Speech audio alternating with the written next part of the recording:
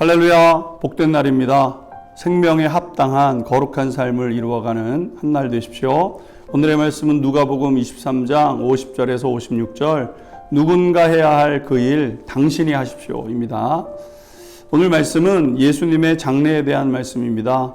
예수님은 우리 모두의 죄악을 대신 짊어지시고 십자가에서 운명하셨지요. 예수님께서는 십자가에서 죽으셨습니다. 어느 누구도 선뜻 나서지 않고 있었던 상황이죠.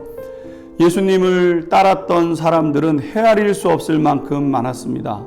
그런데 예수님의 마지막 순간에는 70명의 제자들 찾아볼 수 없었고 11명의 제자들은 모두 자취를 감추었던 것이죠. 예수님의 시신은 나무에 매달려 있다가 아무렇게나 버려질 수 있는 상황이 되었습니다. 당시 정치인들은 그냥 이러한 그 죄수들은 어느 곳에 그냥 방치되어져 버려서 그렇게 되었던 거죠. 그때 한 사람이 예수님의 시신을 수습하겠다고 나서게 됩니다. 50절에서 52절 말씀 한번 보겠습니다. 공회의원으로 선하고 의로운 요셉이라는 사람이 있으니 그들의 결의와 행사에 찬성하지 아니한 자라. 그는 유대인의 동네 아리마대 사람이요 하나님의 나라를 기다리는 자라. 그가 빌라도에게 가서 예수의 시체를 달라 하여. 예수님께서 십자가에서 운명하신 후에 한 사람이 나타났습니다. 아리마대라는 지역의 요셉이라는 사람이었던 것이죠. 마태복음에서는 그도 제자였다 이렇게 명시하고 있습니다. 그러니까 아마 이 아리마대 사람이었던 요셉은 12명의 제자 중에 한 사람은 아니었고 70명의 제자 중에 한 사람 아니었을까 이렇게 생각도 됩니다. 그도 예수님께서 달리실 때에 멀리서 지켜보고 있었던 거죠. 그런데 예수님이 운명하신 후에 빌라도를 찾아갑니다. 그리고 예수님의 시체를 내어달라고 요청을 하게 되죠. 정성껏 장례까지 마치게 됩니다. 오늘 말씀에 보게 되면 이 사람을 존경받는 공회원이요 하나님의 나라를 기다리는 자라라고 이 부연 설명을 해놓고 있습니다. 선하고 의로운 사람이라고 또 기록해 놓고 있죠. 공회원이었습니다. 요즘 말로 하면 고위공직자였죠. 그래서 빌라도를 직접 찾아갈 수 있었고 요청할 수 있었던 거죠.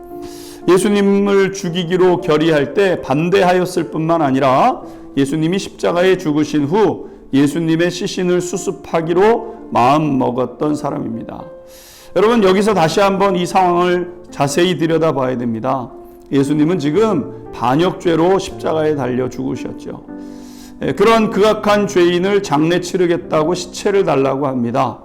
지금 그의 이러한 요구를 동료 공회의원들도 알게 될 것이고 유대의 강경한 이들도 알게 되는 사실 아니겠습니까? 앞으로 그에게는 너무나도 많은 불이익이 주어질 것임에 틀림이 없습니다. 그럼에도 불구하고 장례를 치르겠다고 마음을 먹은 것이죠. 그는 상황과 형편에 매이지 않고 자신이 해야 할 일이라는 그 사명을 따라 행했던 것입니다. 오늘 말씀은 바로 그 아리마대 사람 요셉을 기억하고 있는 것 아니겠습니까? 왜 하나님은 그 사람을 요셉을 기억하십니까? 그는 계산하면서 머뭇거리지 않았기 때문에 옳은 일을 행하였기 때문입니다. 마땅히 해야 할 그 일을 행동으로 옮겼던 것이죠. 그가 침묵을 지킨다고 누구 한 사람 책망할 사람 아무도 없습니다.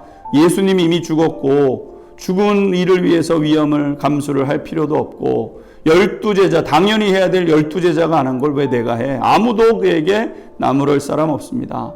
그러나 그는 누구도 하려고 하지 않았던 그 일을 자신이 하게 된 거죠.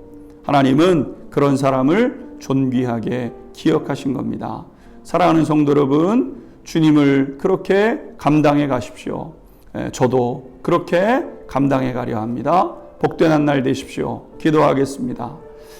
누구도 하려고 하지 않았던 그 일, 아리마대 사람 요셉이 스스로 감당했습니다. 저도 그 삶을 살기를 원합니다. 우리 성도님들도 그렇게 살게 하옵소서.